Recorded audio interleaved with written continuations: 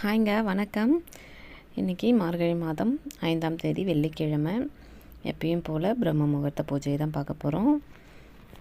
இன்றைக்கி வெள்ளிக்கிழமைன்றதுனால கொஞ்சம் சாணம் கிடச்சிருக்கு. அந்த சாணத்தில் கொஞ்சம் சாணப்பொடின்னு சொல்லுவாங்க. இது கொஞ்சமாக போட்டு கலந்துக்கிறேன். கலந்து அப்படியே கொஞ்சமாக தண்ணி தெளித்து விட்டு கையாலே சுற்றி முழுகி விட்டுக்கலாம். ரொம்ப நல்ல வாசனையாக இருக்கும். அந்த கலர் பார்த்திங்கன்னா ரொம்ப நல்லாயிருக்கும் பார்க்குறதுக்கு. இந்த வாசப்படி இது மண் தரையாக இருந்து பண்ணோம்னா இன்னும் நல்லாயிருக்கும். ஒரு 10 நாள் 15 நாள் ஆனால் கூட அப்படியே இருக்கும், அந்த கலர் போகாது. நம்ம சும்மா தண்ணி தெளித்து பண்ணிக்கலாம். வாரத்துக்கு ஒரு முறை இந்த மாதிரி பண்ணி விட்டுக்கலாம். இது சிமெண்ட் தரன்றதுனால சீக்கிரமாக போயிடும். ஒரு 2 நாள் இருக்கும். நான் காலையிலே 4 மணிக்கெலாம் குளிச்சுட்டு இதை மொழுகி விட்டுட்டு கொஞ்சம் நேரம் அப்படியே விட்டுறேன், கொஞ்சம் காயிட்டோன்னு. அதுக்கப்புறம் தான் கோலம் போட போகிறேன். அதுக்குள்ளே கிச்சனில் போயிட்டு எல்லாம் க்ளீன் பண்ணிவிட்டு கேஸ் ஸ்டவ்வில் அரிசி மாவு கோலம் போட்டுக்கிறேன். பெண்கள் ஆள்ற இடமே கிச்சன் தான் அதிகமாக இருக்கிற நேரம். நம்ம அந்த கிச்சனை ரொம்ப க்ளீனாகவும் நீட்டாகவும் வச்சிக்கினா நல்லா பாசிட்டிவ் எனர்ஜி ரொம்ப நல்லாயிருக்கும். நமக்கே ஒரு ஃபீல் ஆகும், புத்துணர்ச்சியோடு நம்ம சமைக்கிறது. இப்போ பார்த்திங்கன்னா கேஸ் ஸ்டவ் ஃபுல்லாக கோலம் போட்டுட்டேன். இப்போ அதுக்கு மேலே இருக்கிற செவுத்தில் ஸ்வஸ்திக் வரைஞ்சிக்கிறேன். இந்த ஸ்வஸ்திக் வரைகிறதுல ஒரு முறை இருக்குது. மேலேருந்து சென்டரில் கோடெல்லாம் ஒன்றா இணைக்கணும், வெளியே போகக்கூடாது. அதே மாதிரி ப்ளஸ் மாதிரி கோடை கட் பண்ணி வர்ற மாதிரியும் வரக்கூடாது. மேலேருந்து ஒரு கோடு சென்டருக்கு நிறுத்தணும். அதே மாதிரி ரைட்டில் இருந்து ஒரு கோடு சென்டரில் நிற்கணும். கீழே இருந்து ஒரு கோடு, லெஃப்டில் இருந்து ஒரு கோடு. அதே மாதிரி சென்டரில் எல்லாத்தையும் ஒன்று சேர்க்குற மாதிரி, நம்ம குடும்பத்தை ஒன்று சேர்த்து வைக்கிற மாதிரி இது ஒரு அர்த்தம்னு சொல்லுவாங்க. உள்ளேருந்து வெளியே போட்டு போகக்கூடாது, வெளியே இருந்து உள்ளே கொண்டு அந்த சென்டரில் இணைக்கணும். இந்த மாதிரி தான் போடணும் ஸ்வஸ்திக்கு. இனிமேல் போடுறீங்கன்னா ஸ்வஸ்திக் இந்த மாதிரி போடுங்க. தயவுசெய்து ப்ளஸ் மாதிரிலாம் போடாதீங்க, அது ரொம்ப நெகட்டிவ் எனர்ஜி தான் வரும். இந்த மாதிரி 4 பக்கமும் சென்டரில் பொட்டு வச்சுக்கலாம். நான் மஞ்சள் கரைச்சி போட்டுட்ருக்கேன்.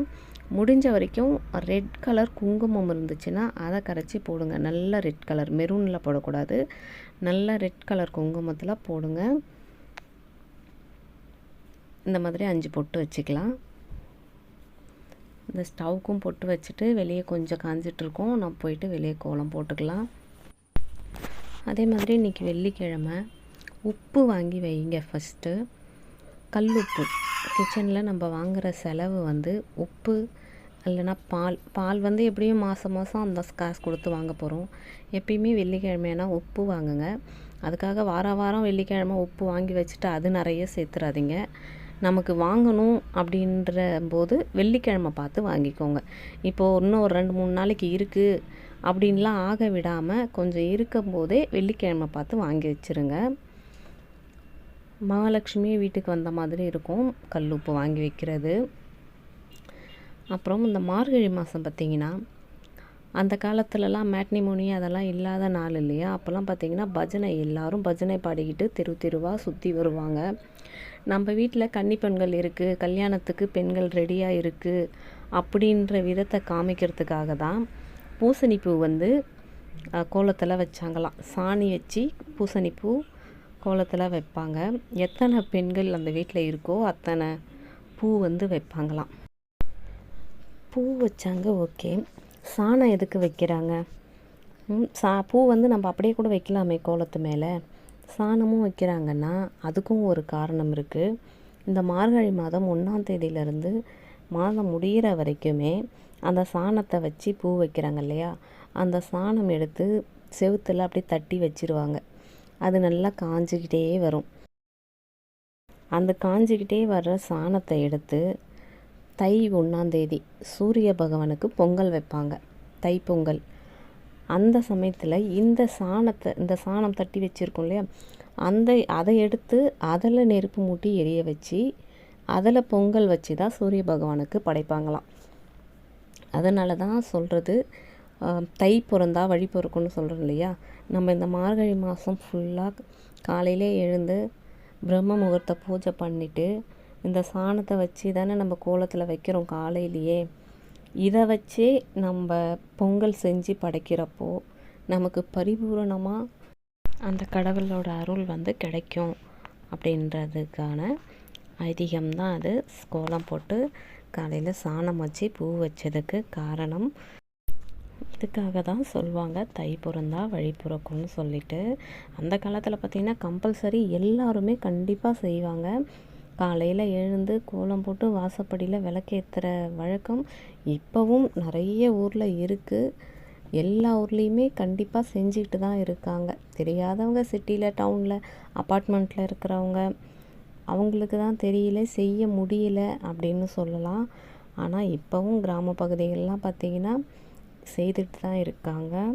நல்லா சாணம் மொழுகி அந்த சாணம் வாசனையே பார்த்திங்கன்னா நோய் எதிர்ப்பு சக்தி உள்ளதுன்னு சொல்லுவாங்க. நம்ம அதை காலில் மெரிச்சிட்டு போகும்போது நமக்கு நோய் வராது, அந்த சாண வாசனைக்கு பூச்சி பொட்டு கூட வராது அப்படின்னு சொல்லுவாங்க. அதுவும் ஒரு காரணம். எனக்கு பார்த்திங்கன்னா இன்றைக்கி சாணமும் கிடச்சதுனால பூசணி பூவும் கிடச்சிது.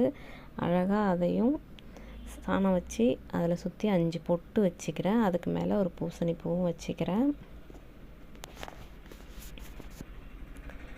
வச்சுட்டு வாசப்படியில் விளக்கேற்றிக்கலாம். எங்கள் வீட்டு சேவல் பார்த்திங்கன்னா லைட்டு போடலைன்னா கரெக்டாக 5 மணிக்கு தான் கூவும். ஆனால் நான் 4 மணிக்கே லைட்டு போட்டு வாசப்படியில் வேலை செஞ்சுட்டு இருக்கிறதுனால 4 மணிக்கே அது கூவ ஆரம்பிச்சிருது. பாவம் அதுவும் என் கூடவே எழுந்துக்குது தூங்காமல்.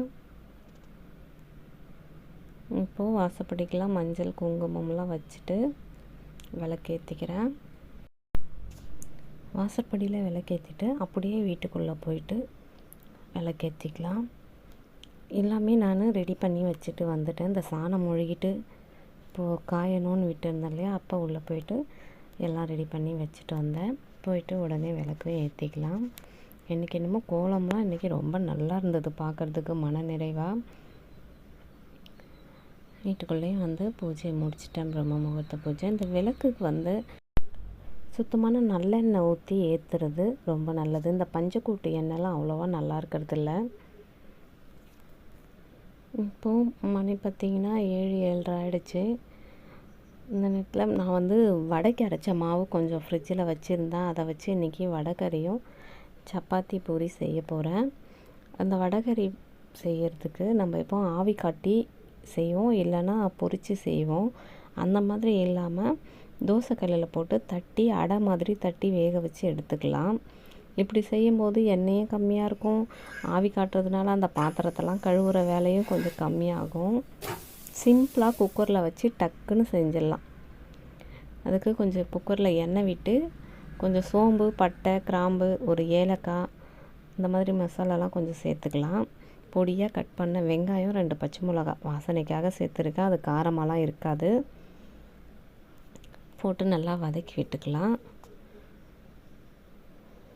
நல்லா பழுத்த தக்காளி 2 கட் பண்ணி வச்சுருக்கேன். அது கூடவே கருவேப்பிலை அதையும் சேர்த்து நல்லா வதக்கி விட்டுக்கலாம். நல்லா குழைவாக வதங்கட்டும்.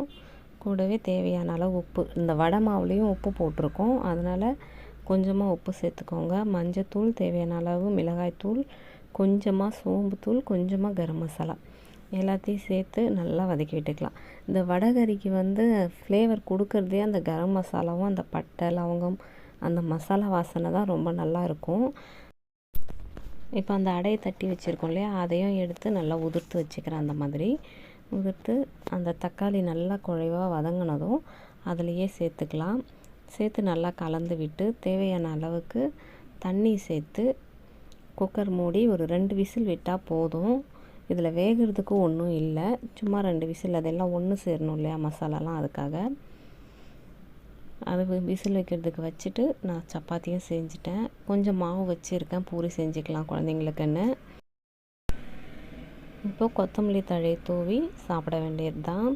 ரொம்ப நல்லா இருந்தது. இந்த மாதிரி வடை செய்யும்போது கொஞ்சம் மாவு எடுத்து வச்சிட்டிங்கன்னா ஒரு நாள் வடைக்கறி செஞ்சுக்கலாம். இன்றைக்கி வீடியோ எப்படி இருக்குன்னு கமெண்ட் பண்ணுங்கள். தேங்க்யூ.